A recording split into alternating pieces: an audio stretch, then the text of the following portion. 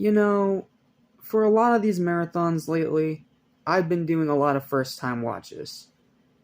Some as great as I was hoping, and some disappointing, or some that I knew were bad, but I just didn't know how bad until I saw it. Well, this is probably going to be one of my most controversial reviews, and it's going to be one that I have to be brutally honest with. It's going to tick off a lot of people, and I can understand that, and if you're one of the people that enjoys this movie, that's perfectly okay. But not me. I gave this movie a chance. I even bought the freaking VHS tape. And it still left me with nothing but disappointment, frustration, and sleep-inducing boredom. This is one of those movies people like to call a classic, one of the greatest Christmas movies of all time. No. Here's my review of It's a Wonderful Life. It sucks. Even as a person who loves these old movies and that's usually lighter and a lot more fair to these older movies, no. This fucking sucks.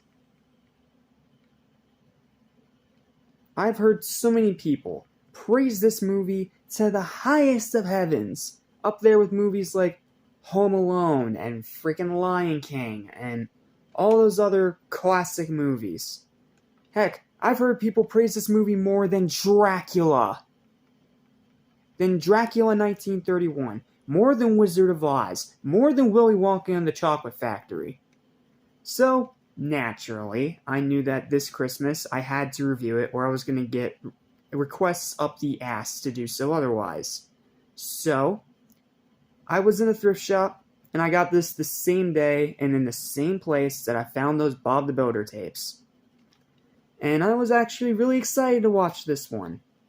This is a movie people have praised to high heaven. It's a Christmas classic to many, and I was hoping that I would feel the same way. Not to mention I was lucky enough to get the color version, because for some reason the black and white version wasn't available in that shop. So,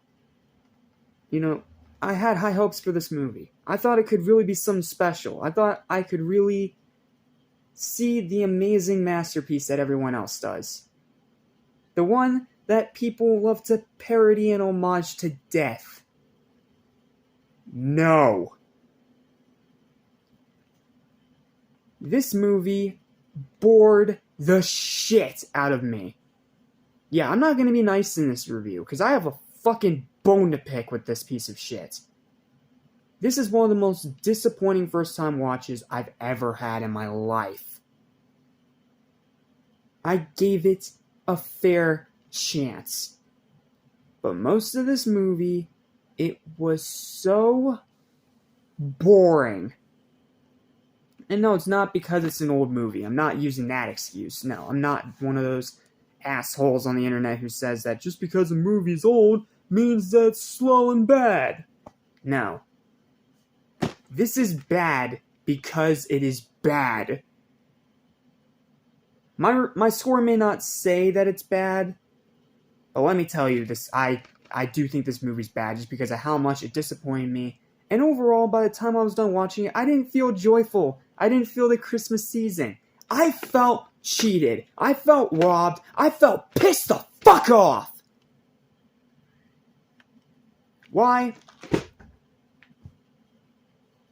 Here's my review. Enjoy.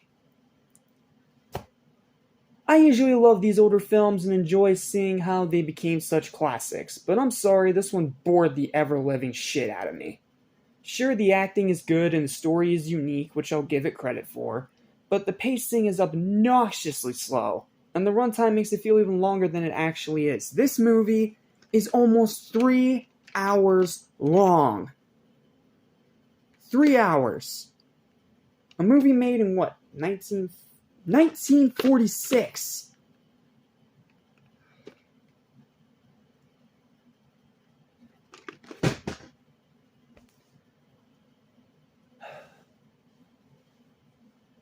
$3 hours. If you thought it was painful sitting through it now, imagine sitting through one of the older movies that's as long as that. You will understand my feeling when you see it. Even though I think you should avoid this movie like the plague. It's one of the most overrated things I've ever talked about in my life, but whatever. Back to the review. I'm sorry for ranting.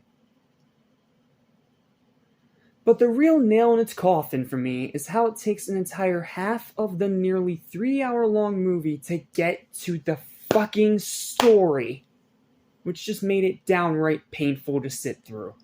People have been praising this one quite highly, which is why I wanted to see it, not to mention it's been parodied and homaged to death.